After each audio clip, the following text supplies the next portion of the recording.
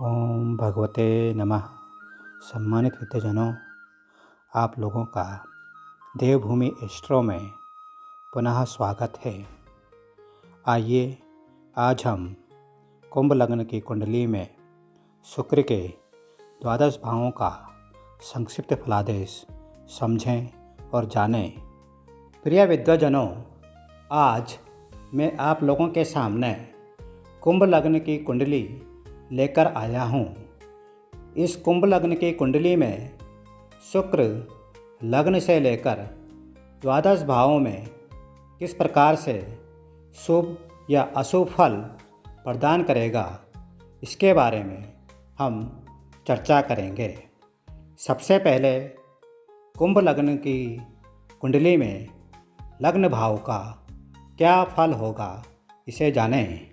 प्रिय विद्वजनों, यदि कुंभ लग्न की कुंडली में शुक्र लग्न भाव में जहाँ 11 अंक लिखा है वहाँ पर हो तो ऐसा व्यक्ति अत्यंत सुंदर शरीर वाला और शांत चित्त मन का होता है तथा ऐसा व्यक्ति खुश मिजाजी व्यक्तित्व का होता है। ऐसा व्यक्ति संगीत का अत्यंत प्रेमी होता है और ऐसा व्यक्ति अपना जीवन आमोद प्रमोद में व्यतीत करता है। प्रिय श्रोताओं, कुंभ लग्न की कुंडली में शुक्र प्रथम भाव में होने पर व्यक्ति अत्यंत भाग्यशाली, धनवान तथा पूर्ण सुखी होता है, क्योंकि कुंभ लग्न की कुंडली में भाग्य शुक्र लग्न में होने के कारण व्यक्ति को संपूर्ण सौभाग्यशाली बना देता है। विद्वजनों, यदि मीन राशि द्वितीय भाव में जहां 12 अंक लिखा है वहां शुक्र होगा तो ऐसा व्यक्ति कुबेर के समान अत्यंत धनवान होता है, क्योंकि मीन राशि में बैठा शुक्र उच्च होने के कारण व्यक्ति को अत्यंत ही धनवान बनाता है। कुटुंब परिवार का ऐसा व्यक्ति पूर्ण ध्यान रखता है तथा माता से विशेष प्रेम करने वाला और माता की बातों का आदर करने वाला होता है। ऐसा व्यक्ति माता के प्रति अति स्नेहशील होता है। प्रिय श्रोताओं, यदि शुक्र तृतीय भाव मेष राशि में जहाँ पर 1 अंक लिखा है वहाँ पर होता है तो ऐसा व्यक्ति अत्यंत पराक्रम करने पर ही सफलता प्राप्त करता है। पराक्रम करने के कारण उसे भाग्य का साथ मिलता है तथा वह धन और ऐश्वर्य का सुख भोगता है। तृतीय भावस्थ शुक्र मेष राशि शत्रु ग्रह में होने के कारण यदि व्यक्ति कार्य के प्रति ध्यान नहीं देता और पराक्रम नहीं करता तो ऐसे व्यक्ति को जीवन में असफलता का सामना करना पड़ता है। अतः ऐसे व्यक्ति को निरंतर कठिन संघर्ष करना आवश्यक है। उसे कभी भी कार्य से घबराना नहीं चाहिए, अन्यथा की दृष्टि में उसे भाग्य का भी साथ नहीं मिलता। ऐसे व्यक्ति को अक्सर मंगल का ध्यान करना चाहिए। ओम हनुमंते नमः इस मंत्र का जाप मंगलवार को करने से 108 बार उसे सुख और सौभाग्य प्राप्त होता है।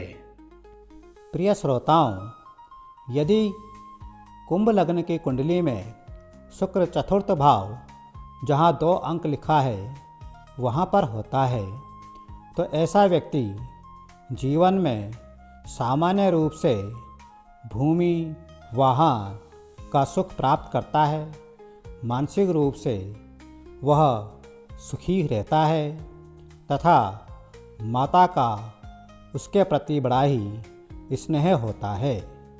ऐसा व्यक्ति माता से अत्यंत प्रेम करता है और माँ का पूर्ण सम्मान करता है।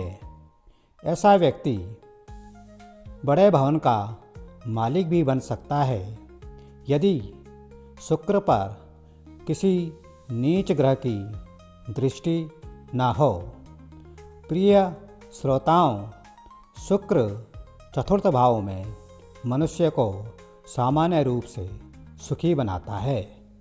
विद्वजनों, यदि शुक्र पंचम भाव जहाँ पर 3 अंक लिखा है वहाँ पर हो तो ऐसा व्यक्ति कलाकार, संगीतज्ञ, महान रचनाकार और गायक हो सकता है।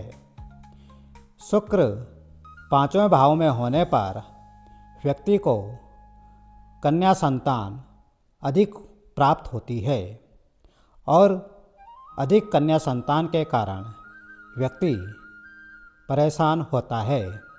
लेकिन अक्सर ऐसी कन्याएं बड़ी सौभाग्यशाली होती हैं तथा इनके जन्म पर घर में धन धान्य की पूर्ण वृद्धि होती है। अतः अधिक कन्या होने पर चिंता नहीं करनी चाहिए। हाँ, शुक्र पर यदि सूर्य की दृष्टि पड़े तो शुभ फल में कुछ कमी आ सकती है। यदि ऐसी अवस्था हो तो सूर्य का जाप करना चाहिए जिससे कि शुभ फल बना रहे। विद्वजनों, यदि शुक्र 6ठे भाव कर्क राशि जहाँ पर 4 अंक लिखा है वहाँ पर होता है तो ऐसा व्यक्ति भाग्य से थोड़ा कमज़ोर होता है, क्योंकि भाग्य 6वें स्थान में आने के कारण तथा साथ ही शुक्र जो कि शुभ ग्रह है वह 6ठे स्थान में आ जाता है, जिसके कारण व्यक्ति को भाग्य से कुछ कमजोरी महसूस होती है और भाग्य उसका पूर्णतः साथ नहीं देता। साथ ही ऐसे व्यक्ति को शारीरिक परेशानी जैसे कि मूत्राशय रोग, कमर दर्द, सेक्स संबंधी रोग होने की संभावना भी बनी रहती है। लेकिन यदि लग्नेश मजबूत स्थिति में हो तो व्यक्ति स्वस्थ रहता है। 6ठा शुक्र होने के कारण व्यक्ति अत्यंत धनी तो नहीं बनता, लेकिन जीवन पर्यंत उसे धन की कोई कमी नहीं होती, अर्थात उसके जीवन में चाहे कम ही हो लेकिन धनागम जीवन पर्यंत बना रहता है तथा उसके जीवन में किसी भी प्रकार से धन के कारण कोई भी कार्य करने में रुकावट नहीं आती है। ऐसे व्यक्ति को शुक्र का जाप योग्य ब्राह्मण से कराना चाहिए, जिससे कि शुक्र के जो दुष्प्रभाव हैं वह समाप्त हो जाएं। प्रिय श्रोताओं, कुंभ लग्न की कुंडली जिन श्रोताओं की हो वह अपनी कुंडली में इन योगों को पहचानें और समझें तथा कमेंट बॉक्स पर अपना कमेंट भी भेजें। आशा करता हूँ आप लोगों को यह वीडियो अच्छी लगी होगी तथा पूर्व की भांति वीडियो को लाइक और सब्सक्राइब अवश्य करेंगे। इसी आशा के साथ जय माँ भगवती, जय माँ अम्बे।